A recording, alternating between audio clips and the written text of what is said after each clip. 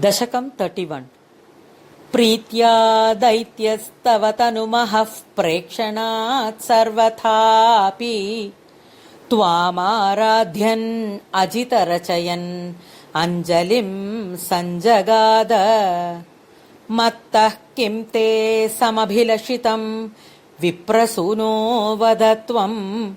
वित्तं भक्तं भवनमवनीं वापि सर्वं प्रदास्ये तामक्षीणां बलिगिरमुपाकर्ण्य कारुण्यपूर्णोऽपि अस्योत्सेकं शमयितुमनाः दैत्यवंशं प्रशंसन् भूमिं पादत्रयपरिमितां प्रार्थयामासिथ त्वम् सर्वं देहीति तु निगदिते कस्य हास्यं न वा स्यात् विश्वेशं मां त्रिपदमिह किं याचसे बालिशस्त्वं सर्वां भूमिं वृणु किममुनेत्यालपत्वां सदृप्यन् यस्माद्दर्पात् त्रिपदपरिपूर्त्यक्षमक्षेपवादान् बन्धं चासौ अगमद तदर्होऽपि गाढोपशान्त्यै पादत्रय्या यदि न मुदितो विष्टपैर्नापि तुष्येद् इत्युक्तेऽस्मिन् वरद भवते दातु कामेऽथतोऽयम् दैत्याचार्यः तव खलु परीक्षार्थिनः प्रेरणात्तम् मामादेयं हरिरयमिति व्यक्तमेवाबभाषे याचत्येवं यदि स भगवान् पूर्णकामोऽस्मि सोऽहम् दास्यामेव स्थिरमिति वदन् काव्यशप्तोऽपि दैत्यः विन्ध्यावल्या निजदयितया दत्तपाद्याय तुभ्यम् चित्रं चित्रं सकलमपि सः प्रार्पयत्तोयपूर्वम् निस्सन्देहं दितिकुलपतौ त्वय्यशेषार्पणं तत् व्यातन्वाने मुमुचुर्षयः सामराः पुष्पवर्षम् दिव्यं रूपं तव च तदिदं पश्यतां विश्वभाजाम् उच्चैरुच्चैरवृधदवधि कृत्य विश्वाण्डभाण्डम् त्वत्पादाग्रं निजपदगतं पुण्डरीकोद्भवोऽसौ कुण्डितोयैरसि च दपुनाद् यज्जलं विश्वलोकान् हर्षोत्कर्षात् सुबहुननृते खेचरैरुत्सवेऽस्मिन् भेरीं निघ्नन् भुवनमचरज्जाम्बवान् भक्तिशाली तावद्दैत्यास्त्वनुमतिमृते भर्तृरारब्धयुद्धा देवोपेतैर्भवदनुचरैः सङ्गता भङ्गमापन् कालात्मायं वसति पुरतो यद्वशात् प्राग्जिता स्मः किं वो युद्धैरिति बलिगिरा तेऽथ पातालमापुः पाशैर्बद्धं पतगपतिना दैत्यमुच्चैरवादीः तार्तीकं दिश मम पदं किं न विश्वेश्वरोऽसि पादं मूर्ध्नि प्रणय भगवन् इत्यकम्पं वदन्तम् प्रह्लादस्तं स्वयमुपगतो मानयन्नस्तवीत्वाम् दर्पोच्छित्यै विहितमखिलं दैत्य सिद्धोऽसि पुण्यैः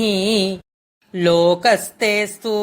त्रिदिव विजयी वासवत्वं च पश्चात् मत्सायुज्यं भज च पुनरित्यन्वग्रणाबलिं तम् विप्रैः सन्तान्नितमखवरः पाहि वातालयेश दशकं 32 पुरा हयग्रीवमहासुरेण षष्ठान्तरान्तोऽद्यतकाण्डकल्पे निद्रोन्मुखब्रह्ममुखाद्धृतेषु वेदेष्वधित्सः किल मत्स्यरूपम् सत्यव्रतस्य द्रमिलाधिभर्तुः नदीजले तर्पयतस्तदानीम् कराञ्ज्वलौ सञ्ज्वलिताकृतिस्त्वम् अदृश्यथा कश्चन बालमीनः क्षिप्तं जले त्वां चकितं विलोक्य निन्येऽम्बुपात्रेण मुनिः स्वगेहम् स्वल्पैरहोभिः कलशीं च कूपम् वापीं सरश्चानशिषे विभो त्वम् योगप्रभावाद्भवदाज्ञयैव नीतस्ततस्त्वं मुनिना पयोधिम् पृष्टो मुना कल्पदिदृक्षुमेनम् सप्ताहमास्वेति वदन्न यासीः प्राप्ते त्वदुक्ते हनि वारिधारा परिप्लुते भूमितले मुनीन्द्रः सप्तर्षिभिः सार्धमपारवारिण्युद्घोर्नमान शरणं ययौ त्वाम् धरां त्वदादेशकरीमवाप्तान् नैरूपिणीमारुरुहुस्तदा ते तत्कम्पकम्प्रेषु च तेषु भूयः त्वमम्बुधेराविरभोर्महीयान् झषाकृतिं योजनलक्षदीर्घाम् दधानमुच्चैस्तरतेजसं त्वाम् निरीक्ष्य तुष्टा मुनयस्त्वदुक्त्या त्वत्तुङ्गशृङ्गे तरणिं बबन्धुः आकृष्टनौको मुनिमण्डलाय प्रदर्शयन् विश्वजगद्विभागान् संस्तूयमानो नृवरेण तेन ज्ञानं परं चोपदिशन्नचारीः कल्पावधौ सप्तमुनीन् पुरोवत् प्रस्थाप्य सत्यव्रतभूमिपं तम् वैवस्वताख्यं मनुमादधानः क्रोधाधयग्रीवमभिद्रुतो भूः स्वतुङ्गशृङ्गक्षतवक्षसं तं निपात्य दैत्यं निगमान् गृहीत्वा विरिञ्जये प्रीतहृदे ददानः प्रभञ्जनागारपते प्रपायाः दशकं 33 वैवस्वताख्यमनुपुत्रनभागजातनाभाग नामकनरेन्द्रसुतोऽम्बरीषः सप्तार्णवावृतमहीदयितोऽपि रेमे त्वत्सङ्गिषु त्वयि च मग्नमनाः सदैव त्वत्प्रीतये सकलमेव वितन्वतोऽस्य भक्त्यैव देव न चिरादभृताः प्रसादम् येनास्य याचनमृतेऽप्यभिरक्षणार्थम् चक्रम् भवान् प्रविततारसहस्रधारम् सद्वादशी व्रतमथो भवदर्चनार्थम् वर्षं दधौ मधुवने यमुनोपकण्ठे पत्न्या समं सुमनसा महतीं वितन्वन् पूजां द्विजेषु विसृजन् पशुषष्टिकोटिम् तत्राथ पारणदिने भवदर्चनान्ते दुर्वाससास्य मुनिना भवनं प्रपेदे भोक्तुं वृतश्च स नृपेण परार्तिशीलो मन्दं जगाम यमुनां नियमान् विधास्यन् राज्ञाथ पारणमुहूर्तसमाप्तिखेदाद् वारैव पारणमकारि भवत्परेण प्राप्तो मुनिस्तदथ दिव्यदृशा विजानन् क्षिप्यन् क्रुधोद्धृतजटो कृत्यां च तामसि धरां भुवनं दहन्तीम् अग्रेऽभिवीक्ष्य नृपतिर्न पदाच्चकम्पे त्वद्भक्तबाधमभिवीक्ष्य सुदर्शनं ते कृत्यानलं शलभयन्मुनिमन्वधावीत् धावन्न शेषभुवनेषु भियासपश्यन् विश्वत्र चक्रमपि ते गतवान् विरिञ्जम् कः कालचक्रमतिलङ्घयतीत्यपास्तः शर्वं ययौ स च भवन्तमवन्दतैव भूयो भवन्निलयमेत्यमुनिं नमन्तम् प्रोचे भवानहमृषेननु भक्तदासः ज्ञानं तपश्च विनयान्वितमेव मान्यम् याह्यम्बरीषपदमेव भजेति भूमन् तावत् समेत्य मुनिना स गृहीतपादो राजापसृत्य भवदस्त्रमसावनौषीत् चक्रे गते मुनिरदादखिलाशिषोऽस्मै त्वद्भक्तिमागसि कृतेऽपि कृपां च शंसन् राजा प्रतीक्ष्य मुनिमेकसमामनाश्वान् सम्भोज्य साधुतमृषिं विसृजन् प्रसन्नम् भुक्त्वा स्वयं त्वयि ततोऽपि दृढं रतोऽभूत् सायुज्यमाप च समां पवनेशपायाः। दशकं 34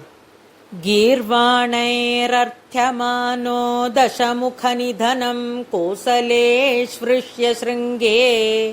पुत्रीयामिष्टिमिष्ट्वा ददुषि दशरथक्ष्माभृते पायसाग्र्यम् तद्भुक्त्या तत्पुरन्ध्रीष्वपि तिसृषु समम्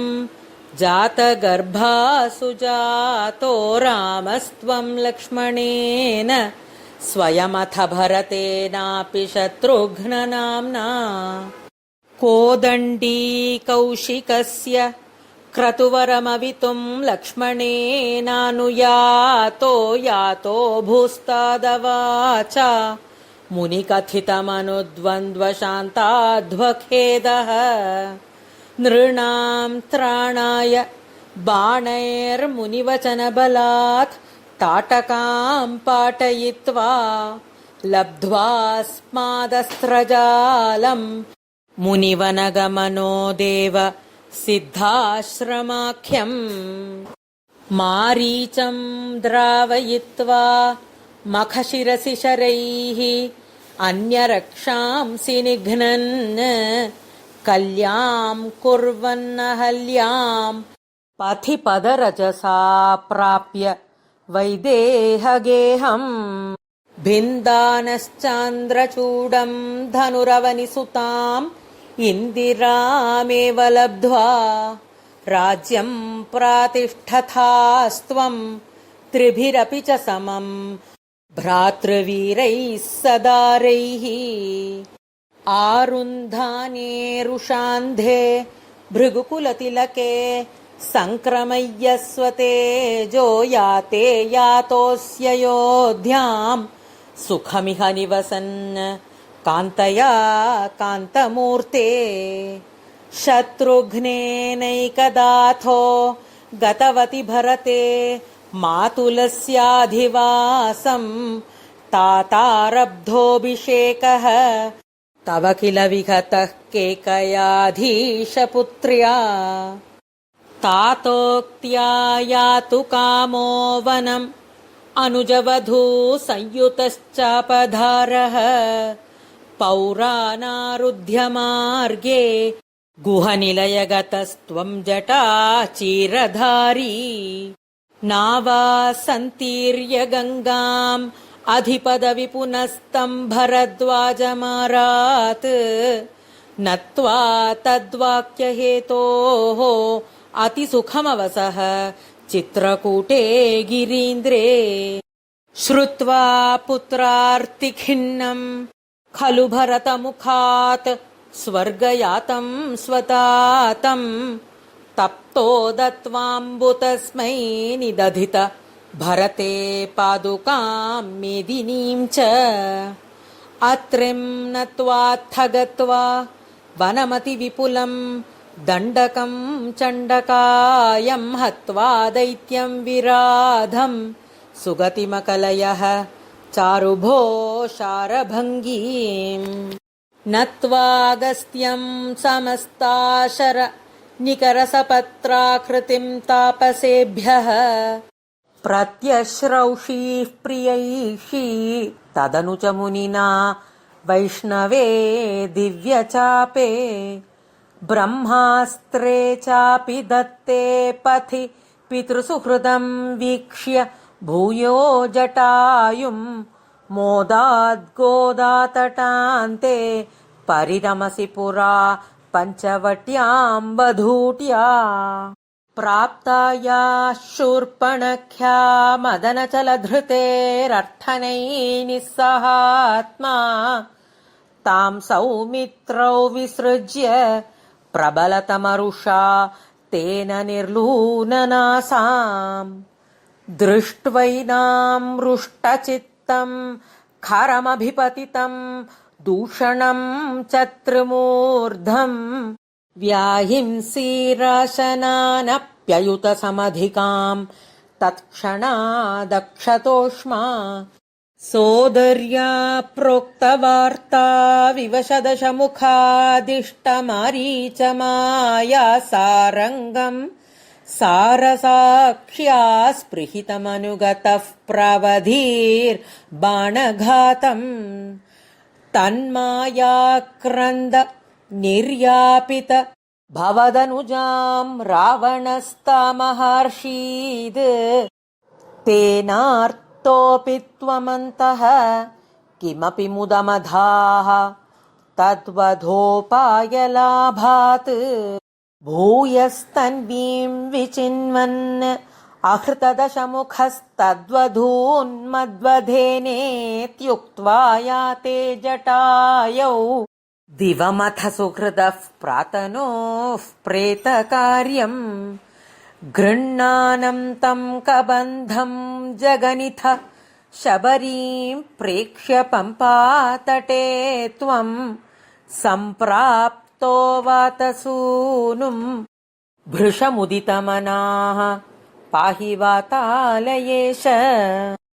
दशकं 34 रामायणं पार्ट 1 दशकं 35 नीतः सुग्रीवमैत्रीं तदनु हनुमता दुन्दुभे कायमुच्चैः क्षिप्त्वाङ्गुष्ठेन भूयो लुलविथयुगपत् पत्रिणा सप्तसालान् हत्वा सुग्रीवघातोद्यतमतुलबलं वालिनं व्याजवृत्या वर्षावेलामनिषीः विरहतरलितस्त्वं मतङ्गाश्रमान्ते सुग्रीवेणानुजोक्त्या सभयमभियता व्यूहितां वाहिनीं तां रुक्षाणां वीक्ष्य दिक्षु द्रुतमथ दयिताम् आर्गणायावनम्राम् सन्देशञ्जाङ्गुलीयम् पवनसुतकरे प्रादिशो मोदशाली मार्गे मार्गे ममार्गे कपिभिरपि तदा त्वत्प्रिया सप्रयासैः त्वद्वार्ता कर्णनोद्यद्गरुदरुजव सम्पाति वाक्यप्रोत्तीर्णार्णोधिरन्तर्नगरि जनकजाम् वीक्ष्य दत्त्वाङ्गुलीयम् प्रक्षुद्योद्यानमक्षक्षपणचणरणः सोढबन्धो दशास्यम् दृष्ट्वा प्लुष्ट्वा च लङ्काम् झटिति स हनुमान्मौलिरत्नम् ददौ ते त्वम् सुग्रीवाङ्गदादि प्रबलकपिचमू चक्रविक्रान्तभूमि चक्रोऽभिक्रम्य पारे जलधि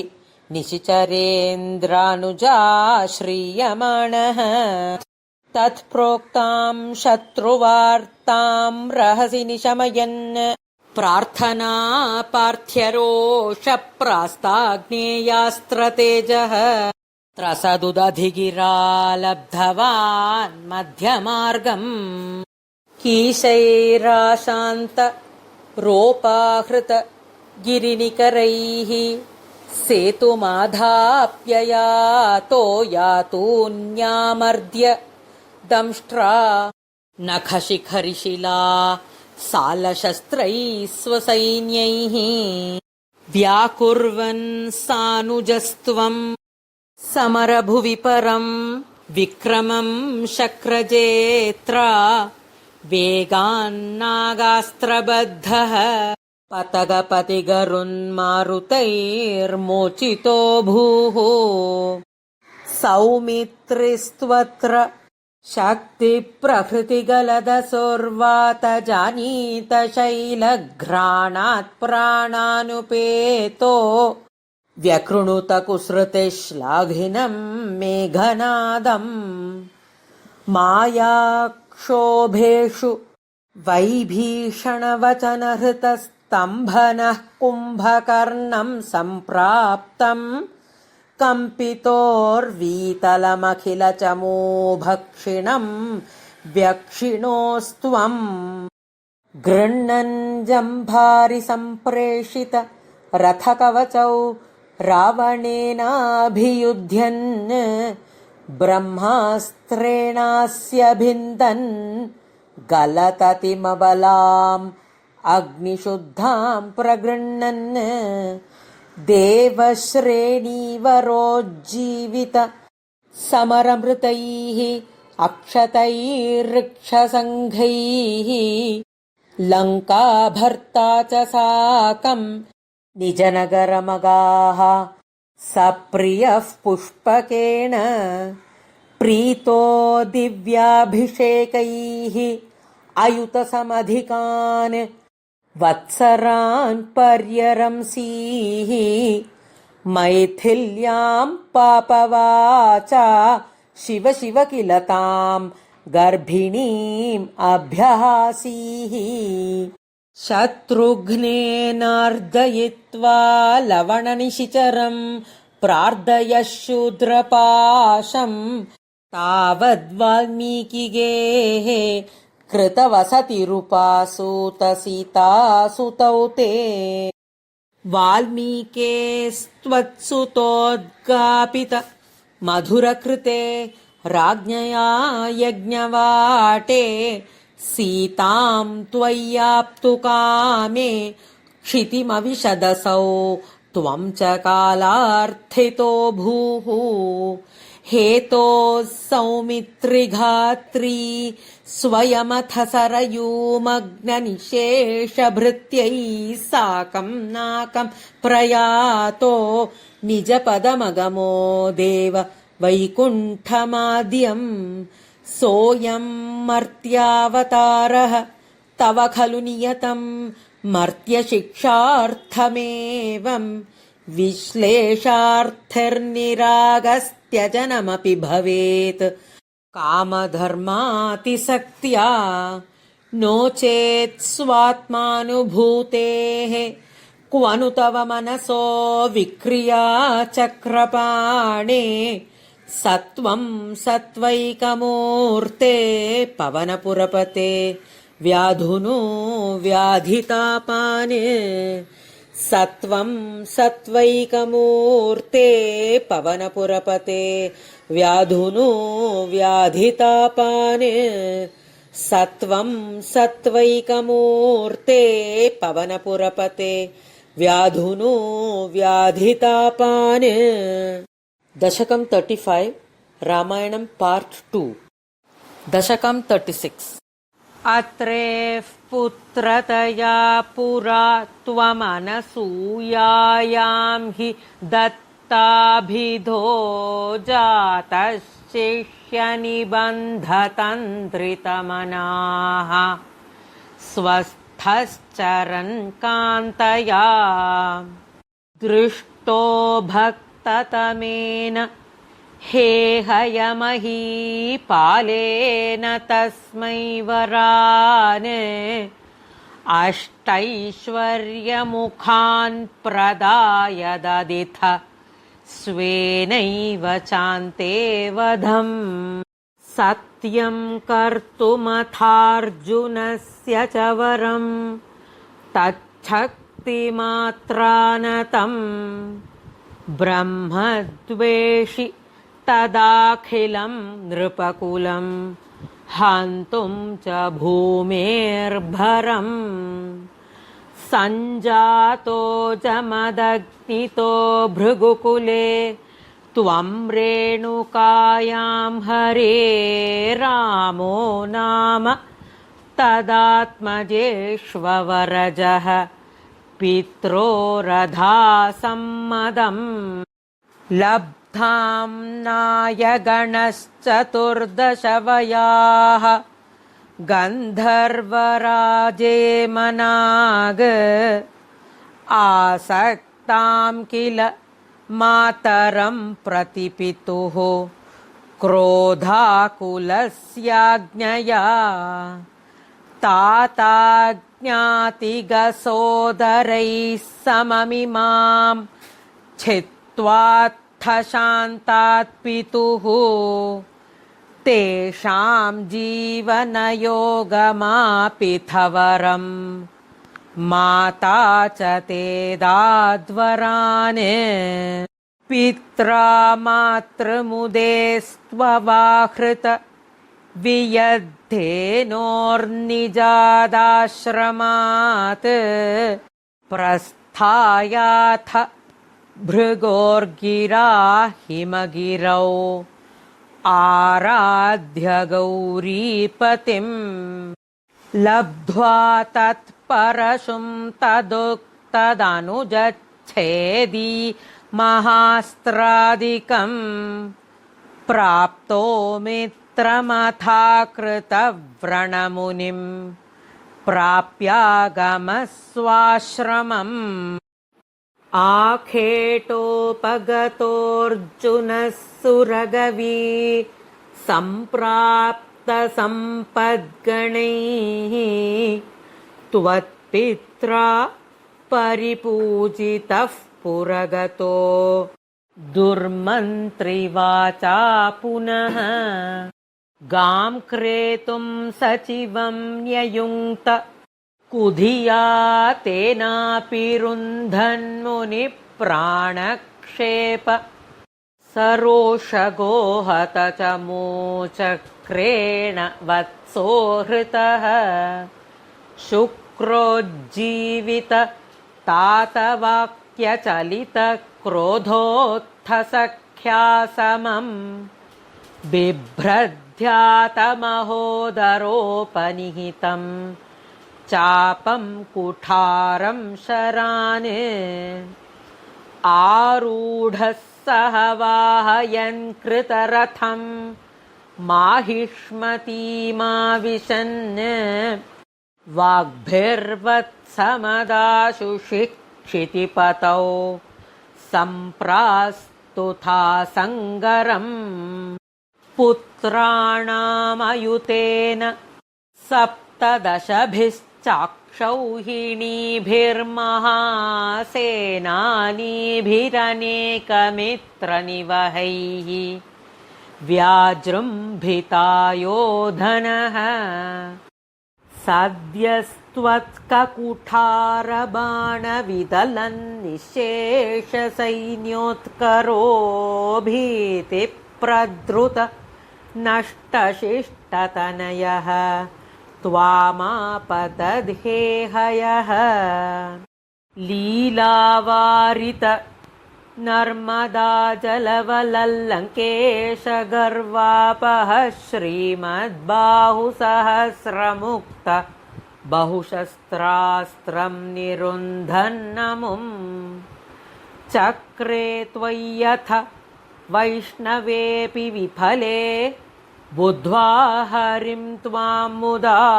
ध्यायन्तं छितसर्वदोषमवधीः सोगात् परं ते पदम् भूयोमर्षितहेहयात्मजगणैः ताते हते रेणुकाम् आघ्नानां हृदयं निरीक्ष्य बहुशो घोरां प्रतिज्ञां वहन् ध्यानानीतरथायुधस्त्वमकृथाः विप्रद्रुहक्षत्रियान्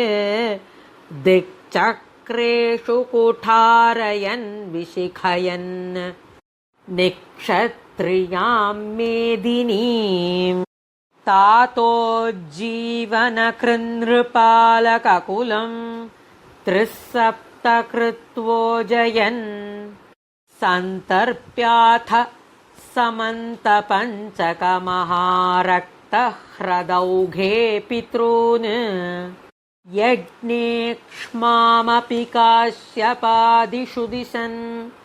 साल्वेन युध्यन् पुनः कृष्णो मुं निहनिष्यतीति शमितो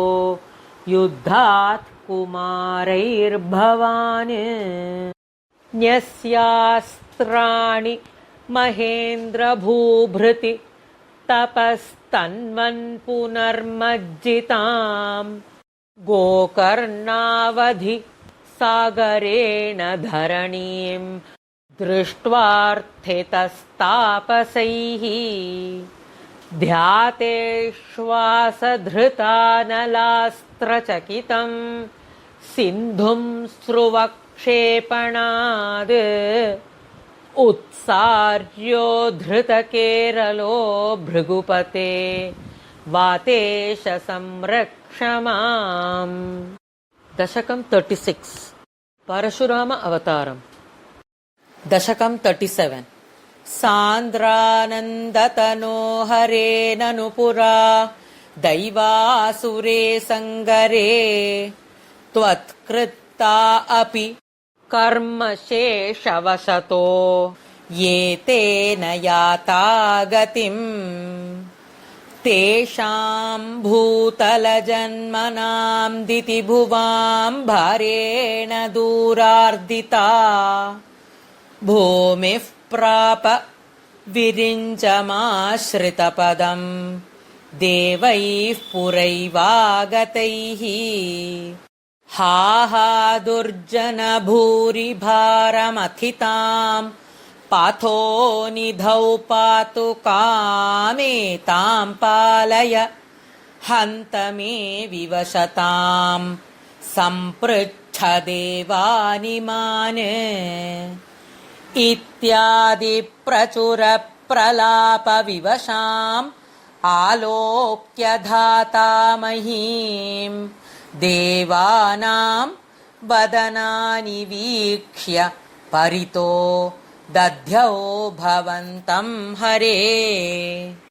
ऊचे चाम्बुजभूरमूनयिसुराः सत्यं धरित्र्या वचः नन्वस्या भवतां च रक्षणविधौ दक्षो हि लक्ष्मीपतिः सर्वे शर्वपुरःसरा वयमितो गत्वा पयो वारिधिम् नत्वा तंस्तु महेजवादिति ययुः साकं तवाकेतनम् ते मुग्धानिलशालिदुग्धजलधेः तीरं गताः सङ्गताः यावत् त्वत्पदचिन्तनैकमनसः तावत् स पार्थो जभूः त्वद्वाचं हृदये निशम्य सकलान् आनन्दयन्नोचिवान् आख्यातः परमात्मना स्वयमहं वाक्यं तदाकर्ण्यताम् जाने दीनदशामहं दिविशदां भूमेश्च भीमैर्नृपैः तत्क्षेपाय भवामि यादवकुले सोऽहं समग्रात्मना देवावृष्णिकुले भवन्तु कलया देवाङ्गनाश्चावनौ मत्सेवार्थमिति त्वदीयवचनं पार्थो जभूरुचिवान् श्रुत्वा कर्णरसायनं तव वचः सर्वेषु निर्वापितस्वान्तेष्वीश गतेषु तावककृपा पीयूषतृप्तात्मसु विख्याते मधुरापुरे किल भवत्सान्निध्यपुण्योत्तरे धन्यां देवकनन्दिनीम्